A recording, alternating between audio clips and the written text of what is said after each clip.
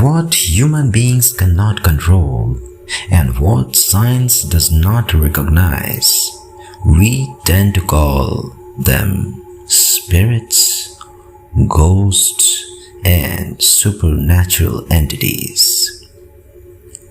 There is no mention of these beings in the laws of any country or in any legal book, at least if you look at it from a criminal law perspective. But there have been many incidents and cases where ghosts and spirits have actually been mentioned in police records, court records, and even legal proceedings. There are several cases where the spirits or supernatural entities were supposedly responsible for helping solve a crime. Today's case is one of those stories. When the jury and the court were sitting in this particular case, the judge faced a very strange dilemma. He was about to deliver a verdict, but at the same time, he wanted to avoid mentioning the ghost in the case because there was no physical evidence of its existence. Nobody could definitely prove that the ghost had ever existed.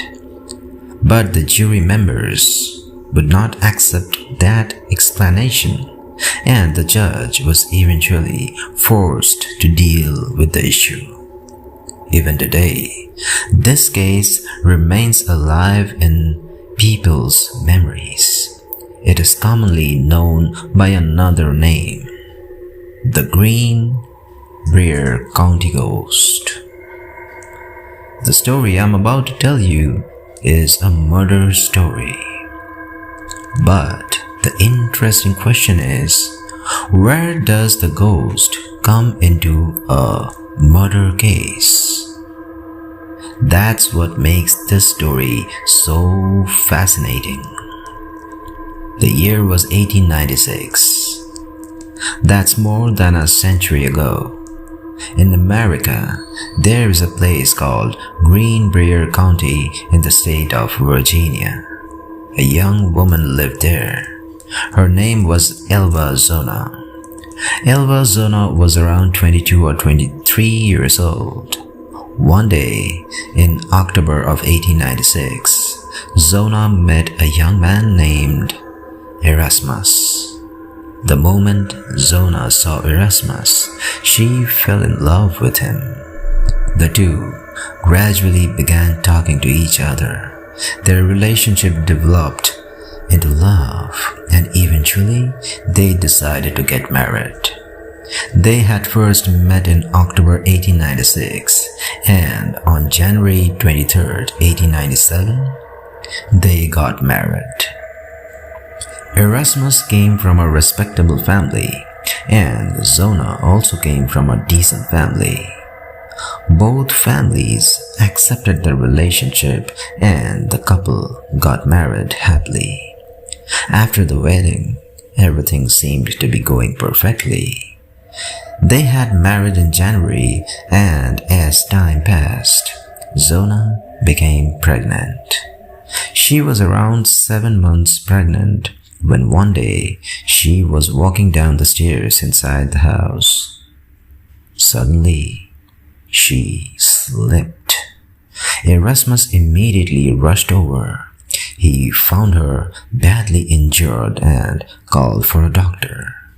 The doctor checked her pulse and declared that she was no longer alive. She had died. Erasmus began crying uncontrollably. He held his wife in his arms and sobbed. The news quickly spread through the neighborhood and eventually reached both families. People began arriving at the house to offer their condolences. Everyone saw how devastated Erasmus was. They thought about the fact that the couple had only recently married, that Zona was 7 months pregnant, and that Erasmus was about to become a father. And now, this tragedy had happened to him. People came to express their sympathy, but Erasmus would not leave his wife's side. He continued holding her and crying. Eventually, the family had to prepare for the funeral. But even then, his tears did not stop. The next day, Zona was buried in the local cemetery. Until the moment she was buried, Erasmus continued crying. Even while the body was inside the coffin and the coffin was being prepared for burial, he kept embracing her and crying. People had to physically pull him away. Many people came because they wanted to see Zona one last time. But every time someone approached the body, Erasmus remained right beside her. He kept holding her and crying. The people around him became emotional as well. Eventually, they managed to separate him from the body. The coffin was closed and Zona was buried. Time passed. Eventually, Erasmus's grief began to ease. A month went by. It was now February 1897. One night, Zona's mother was at home. Her name was Jane Heaster. Mary went to bed. Suddenly, she felt as though there was someone else inside the room. She opened her eyes. In front of her, she saw something resembling a shadow, and she heard a voice saying, "Mother, Mother, Mother." Mary became terrified. She got up and looked around. There was nobody there. She ran into another room. Still, there was no one. Eventually, she returned to bed. The following night, as she was preparing to sleep, she again felt as though someone was inside the room. Mary got up and looked around. There was nobody there. She was frightened and confused. The next day, she told her relatives what had happened. They told her that she was imagining things. Her young daughter had died only recently, and perhaps she was still thinking about her constantly. Mary tried to convince herself that they were right. Then another night came. She was getting ready for bed when she again felt that someone was inside the room. But this time, she heard a voice. "Mother, Mother, it's me. I'm your daughter." Mary became terrified. The voice continued, "Mother, I'm your daughter. I've come to ask for your help." Mary nervously asked, "What happened, my child?" The voice answered, "Mother, get my killer punished." Mary froze. The voice continued, "I died, but I did not die by falling down the stairs. I was murdered. Someone killed me." Mary was horrified, but before she could ask anything else, the shadow disappeared. The next day, Mary told everyone in the family what had happened. Again, they told her that she was still grieving and that her mind was playing tricks on her. But Mary refused to accept the explanation.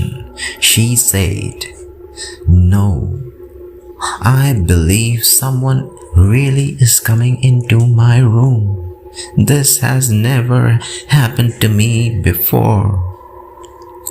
Her daughter, she believed, was appearing to her as a ghost and telling her about her killer. The same thing happened again the next night, and again and again. A week passed, then 10 days. Eventually, Mary became less frightened. She began to believe that the figure really was her daughter. She thought, if this is my daughter, then perhaps she is trying to tell me something. One night, Zona appeared again. "Mother, I'm your daughter." Mary was no longer as frightened. She asked, "Okay, tell me, what happened?" Zona replied, "Mother, I did not die by falling down the stairs. I was murdered. You have to get my killer punished." Mary asked, "Then tell me exactly what happened." Zona said, "If you need evidence, I can give you evidence right now." Mary asked, "What evidence?" Zona replied, "There are marks on my neck. Those marks will prove that I did not die from falling down the stairs. I was strangled, Mom." According to Mary, the figure then stood in front of her, and according to her account, the head suddenly turned around almost completely. Mary saw the figure's neck. There were numerous marks around it. Mary asked, "What happened to your neck, child?" Zona replied, "I was strangled. The bones in my neck were broken, and because of that, I couldn't breathe. That is how I died." Mary then asked, "Who killed you?" The answer came immediately. "My killer is no one other than my own husband, Erasmus. Erasmus killed me." Mary asked why. Zona explained that she and Erasmus had often argued. She had also discovered that before marrying her, Erasmus had already been married twice. When she found out the truth, she confronted him and asked why he had hidden it from her. They argued about it. Then, on the night of her death, Erasmus came home. They had another argument. Zona said that she confronted him again about his previous marriages.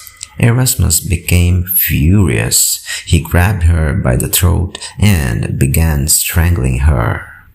He squeezed so hard that she eventually lost consciousness. The next thing she knew, she was lying at the bottom of the stairs. Mary listened to everything, but she asked, You have told me this, but who is going to believe me?" Zona then said, "Mother, think about something. You came to the house when I died. You saw my body. Did you notice anything unusual? Mary said she couldn't remember clearly. She explained that she had been devastated and wasn't thinking properly when she saw her daughter's body. Zona said, "Mother, you raised me. You watched me grow up. Even after I got married, you visited me. Did you ever see me wearing a high-neck dress? I always wore sleeveless type dresses. From childhood through adulthood, I never wore high-neck clothing." Then Zona asked, "When you saw my body, do you remember what I was wearing?" Mary thought about it. Suddenly, something came back to her. Yes. She remembered that Zona had been wearing a high-neck dress. Mary remembered thinking it was strange. She had thought that because Zona was 7 months pregnant and the dress was long, perhaps her foot had become caught in it, causing her to fall down the stairs. That was also what Erasmus had told everyone. Zona then said, "Mother, you should have noticed something. From childhood onward, I never wore clothes like that. I never liked them. So why would I suddenly be wearing a high-neck dress on the day I died?" Mary asked, "What does the dress have to do with anything?" Zona replied, "Erasmus made me wear that dress because he wanted to hide the marks around my neck. The high neckline covered the injuries." Mary then remembered something else. She said, "There's another thing. When you died, everyone came to see you, but nobody was allowed to get close to your body. Erasmus wouldn't let anyone near you." Zona replied, "Exactly. Did you ever wonder why?" Mary remembered that Erasmus had spent the entire day holding onto Zona's body and crying uncontrollably. Anyone who tried to approach the body was pushed away. Zona explained, "He wasn't doing that because he loved me so much. He was doing it to hide his crime. He knew that if anyone else came close enough to examine my body, they might see the injuries around my neck. And once those injuries were visible, the truth would come out." Mary realized that this was exactly what had happened. Nobody had been allowed to get closer to Zona's body. Then Mary remembered the doctor. The doctor had signed Zona's death certificate and declared that she had died as a result of an accidental fall. Zona told her, "Mother, go and speak to that doctor. Speak to him through a lawyer if you have to. His name is Dr. Knapp. Ask him whether he properly examined my body. Ask him whether he actually determined how I died." Then Zona said, "Think about everything I've told you, but please make sure my killer is punished. Otherwise, I'll never be at peace." Mary was terrified. Now every detail was coming back to her. The next day, she went to a local lawyer. The lawyer was a public prosecutor in that area. Mary told him everything. The lawyer, as usual, laughed. He said, "Mary, what are you talking about? A ghost comes to you and tells you that she was strangled? She tells you what she was wearing? She tells you that she never wore a high-neck dress. She tells you that nobody was allowed near her body so that the injuries would remain hidden. Forget the code. I wouldn't believe this either. I don't believe in these things. Mary stayed with the prosecutor for nearly 6 or 8 hours, trying to convince him. She said, "Look, do you think I'm crazy? Do you think I'm saying these things because I'm still traumatized by my daughter's death? Ask anyone. For an entire month, I was completely normal. This started only after she began appearing to me. And last night, she gave me all these details. I have doubts about what happened." The lawyer still wasn't convinced. Finally, he said, "Fine. Even if I don't believe you, there's one thing we can do. We can speak to Dr. Knapp. Let's at least find out what he actually discovered when he examined your daughter." So, the two of them went to Dr. Knapp. Dr. Knapp was the same doctor who had been called to Zona's home on the day she died. He had signed her death certificate. The lawyer told him, "Dr. Knapp, we have some questions. We want to see your records concerning Zona, who died about a month ago. She was 7 months pregnant and you signed her death certificate. Before you signed it, what exactly did you find? Why did you classify her death as accidental?" Dr. Knapp took out the file. He looked through it. Then he looked up. He said, "Let me tell you the truth. When I arrived, I saw that she had fallen. I asked her husband, Erasmus, what had happened. He told me that she had fallen down the stairs. She was 7 months pregnant. I assumed she had suffered some kind of injury from the fall and died as a result. So, I honestly checked only her pulse. I did not conduct a complete examination. When I declared that she was dead, her husband immediately began crying hysterically. He grabbed onto her body and would not let go. He was so emotional that I never properly examined the rest of her body. I didn't check whether there were injuries anywhere else. I simply accepted what her husband had told me. He said she had fallen down the stairs. I assumed it was an accidental death. Looking back, I realized I did not do what I should have done as a doctor." Dr. Knapp then asked, "But why are you asking me about this now? It has been more than a month since her death." The prosecutor then told him the story. He said, "You may not believe this, doctor, but this is the situation. This is Zona's mother, Mary. For the past week, her daughter has been appearing to her in dreams or as a ghost and telling her that her killer must be punished.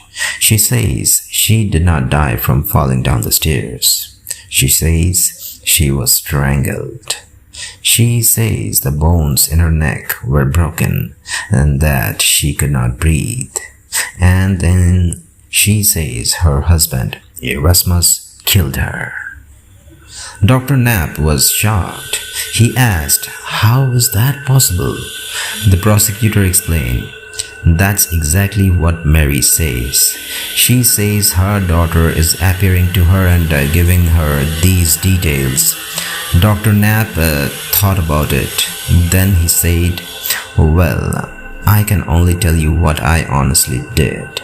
I did not properly examine her body. I declared her dead because I saw no obvious reason to suspect foul play, and because her husband was crying hysterically.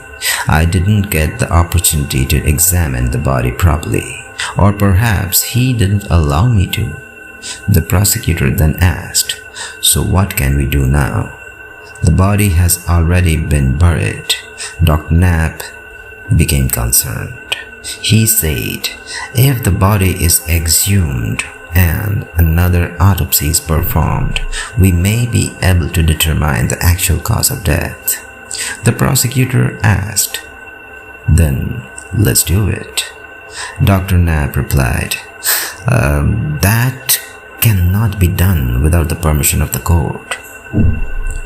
You need a court order." The prosecutor asked, "Okay, then let's get permission from the court first." Dr. Knapp asked, "On what basis? Are you going to tell the court that a ghost appeared in a woman's dreams and claimed that her neck was broken by her husband? Do you have anything else? A photograph? A witness who saw the body? A motive? Evidence of domestic violence? Someone who witnessed an argument? Anything?" The prosecutor replied, "No. We don't have a witness. We only have Mary and what she says her daughter told her." Dr. Knapp said, "That will be extremely difficult, but you can try." The lawyer eventually filed an application with the court. He presented the case. He explained that a woman had died and that her deceased daughter had supposedly appeared to be her he explained that a woman had died and that her deceased daughter and told her in her dreams that she had been murdered. At first, the court reacted with disbelief. What kind of nonsense is this? That could simply be a mother's imagination. She lost her daughter. She may be grieving, but the prosecutor was clever. He added another important fact. He said, "This death is suspicious for another reason. Dr. Knapp himself has admitted that he did not properly examine the body. He cannot say with certainty what caused the death. The moment he declared her dead, the husband grabbed the body and began crying hysterically. He never allowed anyone else to get close. It is possible that his behavior was actually a way of preventing anyone from seeing injuries on the body." The court summoned Dr. Knapp. The judge asked, "Is this statement true? Did you really fail to examine the body properly?"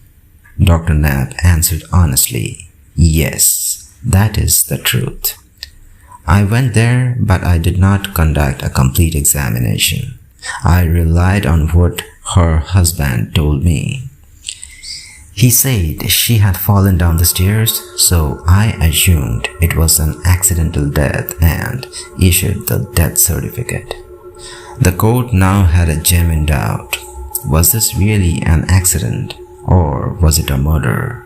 But the judge still faced the central question: how can we rely on the testimony of a ghost? And that was where the case became extraordinary. The lawyer said, "Your Honor, forget the ghost. There is no place for ghosts in the law. But there is another important fact. The doctor himself admits that he did not properly examine the body. The mother has described circumstances suggesting that nobody was allowed near the body. The husband kept holding on to it and crying. So there is reasonable doubt. If there is doubt, Why not exhume the body and conduct an autopsy? What harm can someone cause? What harm can come from discovering the truth? The court finally agreed to consider the request, but ultimately the decision would be left to the jury. At that time, the jury system was different. There was a judge along with several respected members of the local community representing different sections of society.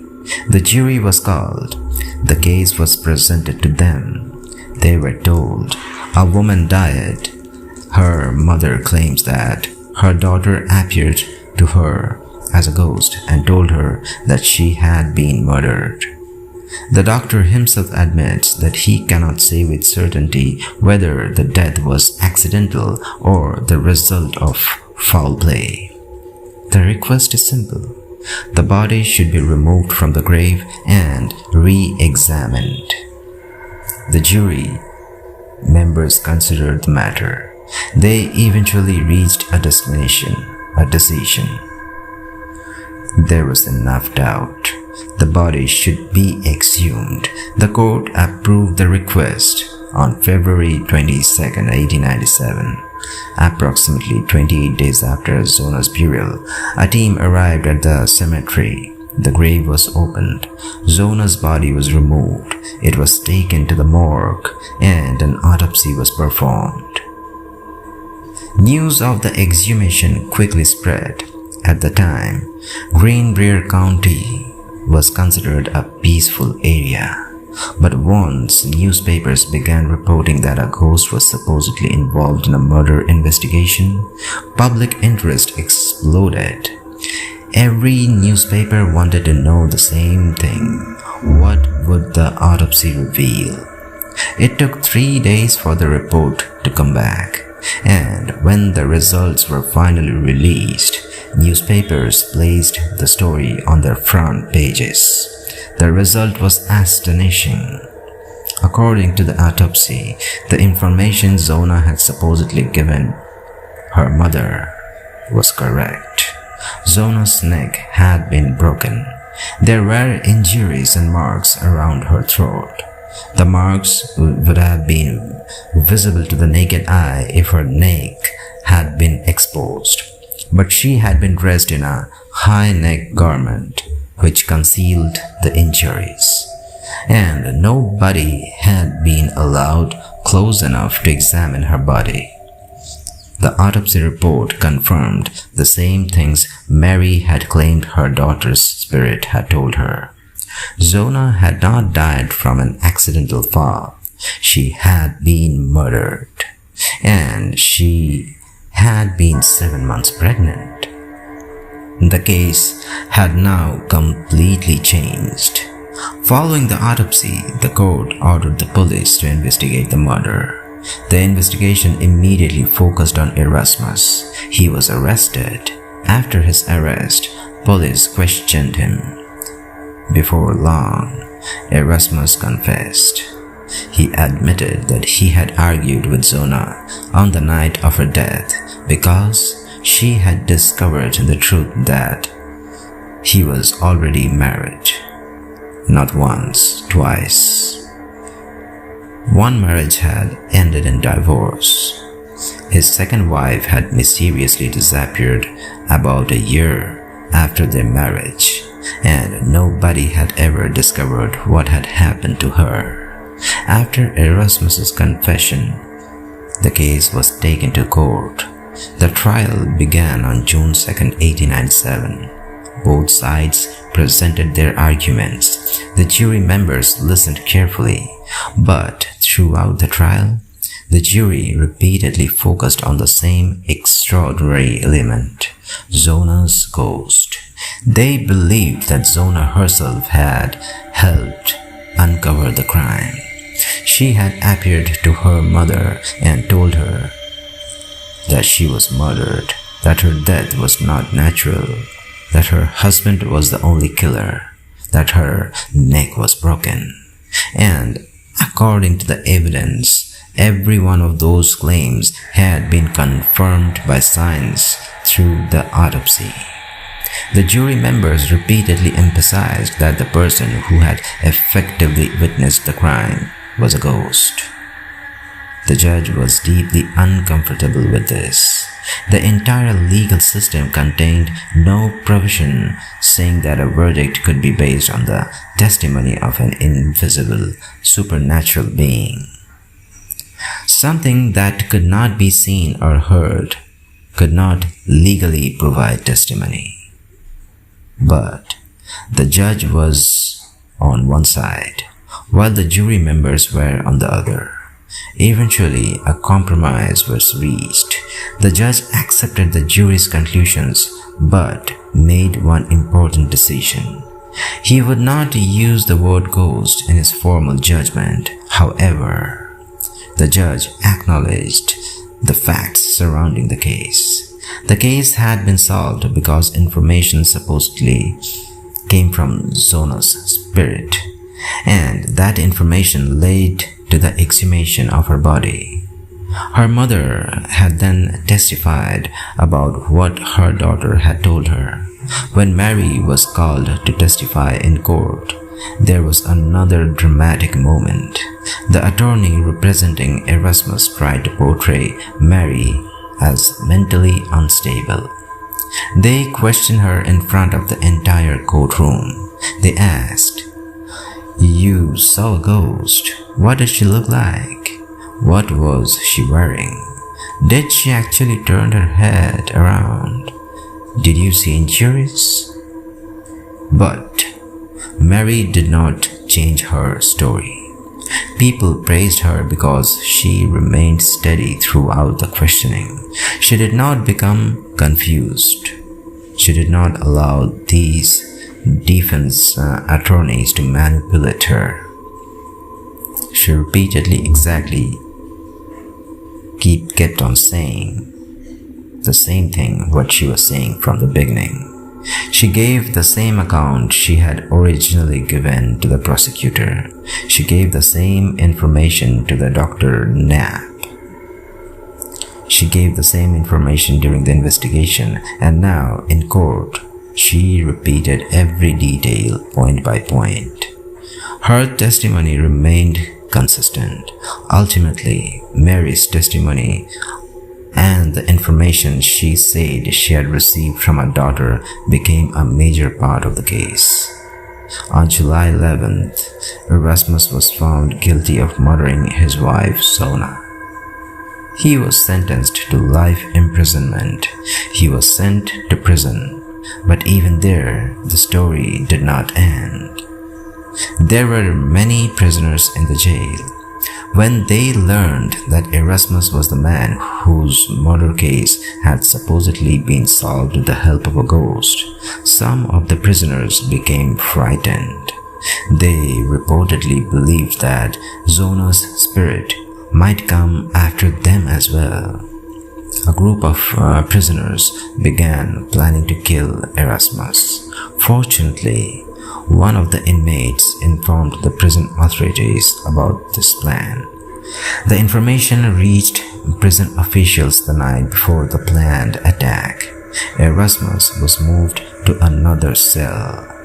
His life was saved. Erasmus had been sentenced to life imprisonment in 1897, but he survived only a few more years.